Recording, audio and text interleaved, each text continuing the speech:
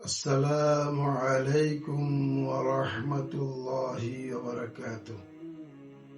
সম্মানিত উপস্থিতি, কাছে এবং দূরে, দেশে এবং বিদেশে যে যেখান থেকে আমাকে দেখতে পাচ্ছেন, সকলকে জানাচ্ছি আন্তরিক শুভেচ্ছা ও প্রাণঢালা অভিনন্দন।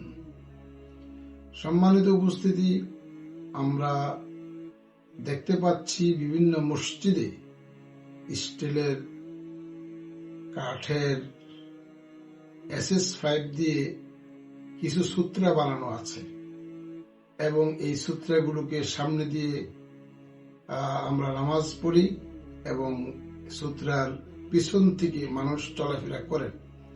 মূলত এই সূত্রার ব্যাপারে শরীয়তের বিধিবিধান কি? সূত্রা ব্যবহার করার সুন্নত, কারণ রাসূলুল্লাহ সাল্লাল্লাহু আলাইহি ওয়াসাল্লাম নিজেও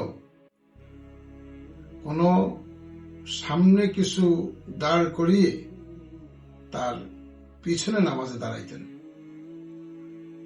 তাছাড়া এই সূত্রাকে অমান্য করা, সূত্রাকে অবহেলা করা, সূত্রা না বানানো, না দাঁড় করানো, সেটা কিন্তু কবিরা গুনাহ।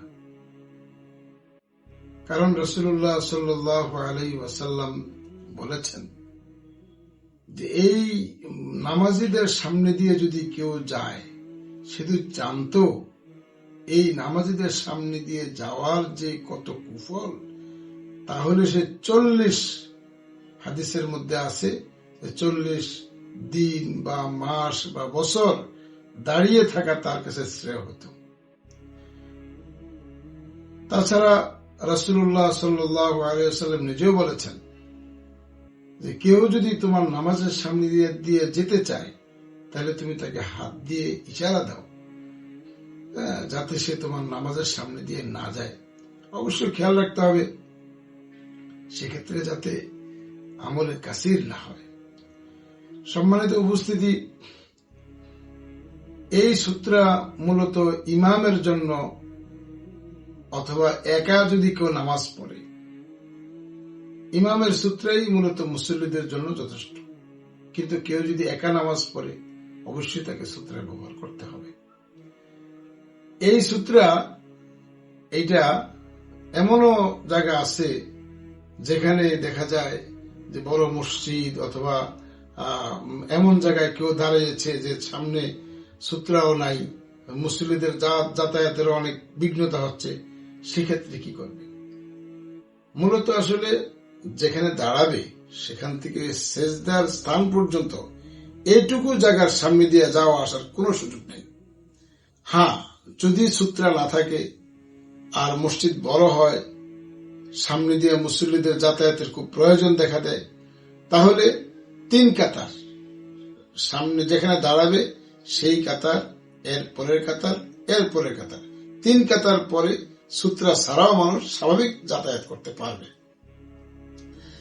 কিন্তু কাবা চত্বরের বিষয়টা ভিন্ন। কাবা শরীফে সূত্রার গুরুত্বকে শিথিল করা হয়েছে, কেননা কাবা শরীফে অনেকের ফরজ তওয়াফ থাকে, অনেকের বিভিন্ন রকমের উমরা, হজ, তওয়াফ ইত্যাদির কারণে সেখানে সূত্রা মেনটেন করা এবং সেইটুকু জায়গা দেওয়া এটা খুব কঠিন। এই কারণে কাবা চত্বরের বিষয়টা একটু ভিন্ন। সম্মানিত উপস্থিতি, আমি সকলকে অনুরোধ করব, আমরা প্রত্যেকেই নামাজকে, নিজের নামাজের হেফাজত করি এবং অপরে যাতে আমার নামাজের হেফাজত করতে, নষ্ট করতে না পারে, সেই জন্য আমি সচেতন থাকি, সতর্ক থাকি। আল্লাহ তাআলা আমাদেরকে বুঝার, আমল করার তৌফিক দান করে। ওমা তাওফীকি ইল্লা বিল্লাহ।